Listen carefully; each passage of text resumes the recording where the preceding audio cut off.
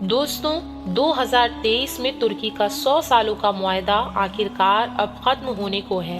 और आखिरकार ये मुआहदा लोज़ान क्या था और तुर्की के ऊपर 100 सालों का मुआहदा लगाने की असल वजह क्या थी, और 1600 सालों तक हुकूमत करने वाली ऑटोमन एम्पायर यानी सल्तनत उस्मानिया को वर्ल्ड वॉर फर्स्ट के बाद क्यों हमेशा हमेशा के लिए खत्म कर दिया गया। और जब 2023 में तुर्की से 100 सालों का बैन हटाया जाएगा, तब क्या तुर्की में वापस से सल्तनत उस्मानिया कायम हो पाएगी। दोस्तों ये सब जानेंगे हम आज की अपनी इस वीडियो में, और उसके लिए हमें इतिहास के पन्नों में कुछ सालों पीछे जाना होगा। दोस्तों ये बात लगभग सभी जानते हैं कि ऑटोमन एम्पायर की बुनियाद अर्तुगरुल गाजी के बेटे उस्मान गाजी ने रखी थी।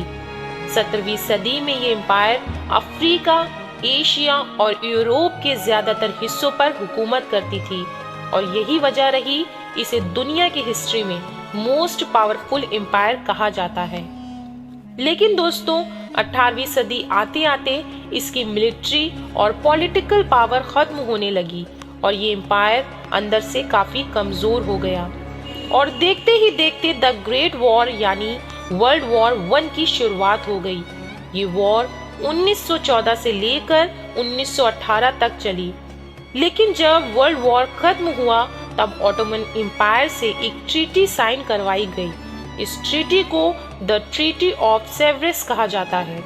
ये ट्रीटी 10 अगस्त 1920 को अलाइड पावर जिसमें रशिया, ब्रिटेन, जर्मनी और अमेरिका शामिल थे, लेकिन अमेरिका और रशिया को हटाकर बाकी के देशों में और ऑटोमन एम्पायर के बीच ये ट्रीटी साइन करवाई गई। दोस्तों इस ट्रीटी का नुकसान ये हुआ कि ऑटोमन जिन जगहों पर हुकूमत करते थे उन जगहों पर ब्रिटेन और फ्रांस ने कब्जा कर लिया। जैसे फिलिस्तीन पर ब्रिटेन ने कब्जा कर लिया और सीरिया पर फ्रांस ने। दोस्तों जब ट्रीटी ऑफ सेवरेस साइन हुई तब ऑटोमन के सिविल्स को ये बात मंजूर नहीं हुई कि उनकी जमीन पर कोई और मुल्क कब्जा करेगा।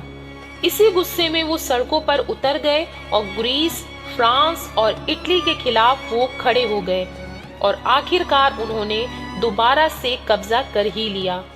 लेकिन सवाल यहाँ ये उठ रहा था कि अलाइड कंट्री दोबारा से तुर्की पर हमला करेगी, और अगर ऐसा हुआ तो दोबारा से जंग शुरू हो सकती है।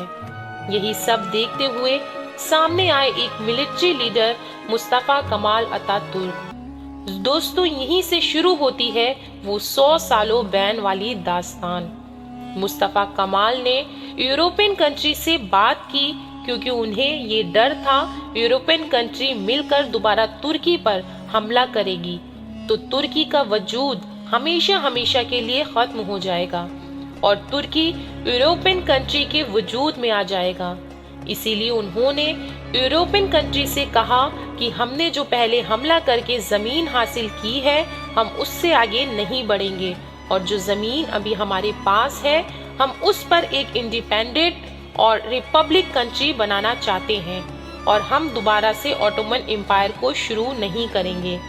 और ये सब बातें मुस्तफा कमाल अतातुर्क ने यूरोपियन कंट्री के आगे रखी। दोस्तों ये बात काफी लंबे वक्त तक चली। फिर मुस्तफा कमाल की बातों को मानकर फिर से एक ट्रीटी साइन कराई गई जिसे ट्रीटी ऑफ लोज़ान यानी उर्दू में मुआहदा लोज़ान कहा जाता है। दोस्तों इस ट्रीटी का नुकसान ये हुआ कि तुर्की को इस्लामिक खलीफा का टाइटल छोड़ना पड़ा और इस कंट्री को एक सेक्युलर कंट्री बनाना पड़ा और इस्लामिक लॉ को खत्म करके सिविल लॉ लागू करना पड़ा।